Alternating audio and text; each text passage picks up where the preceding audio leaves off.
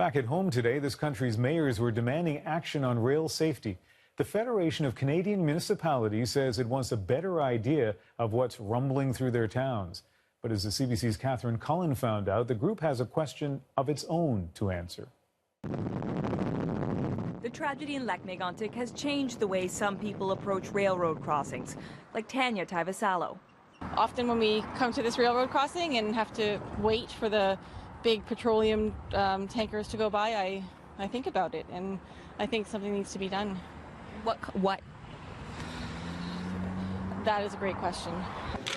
These mayors say Lac-Mégantic, along with the near collapse of a rail bridge during the Alberta floods in June, has pushed them to find some answers. Action must be taken immediately. The Federation of Canadian Municipalities wants to be involved when the federal government does emergency planning and risk assessment. Also, they want to know which hazardous goods are being moved through their communities. We want to make clear in the future that those municipalities are members. They have the right to know. They need to know, especially those first responders. But here is where it gets a bit complicated. Turns out that the Federation has had a committee looking at rail safety for 10 years. So why hasn't it just asked what's on these trains?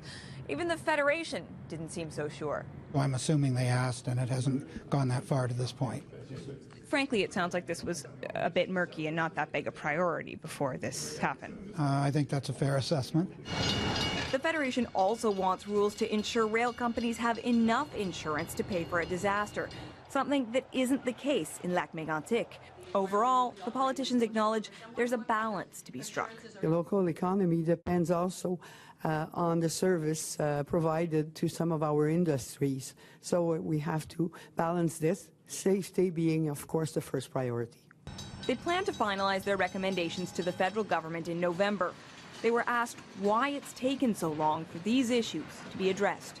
Even if we were working closely with the industry and all that, sometimes it takes a little bit of time, but it's never too late to make sure that those disasters won't happen again.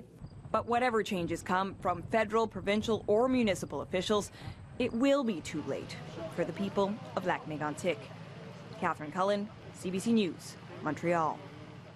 And some news today involving the company of the train that derailed in Lac-Mégantic. A judge released $250,000 so that Montreal, Maine, and Atlantic can buy insurance. That allows it to operate until its license expires at the end of September.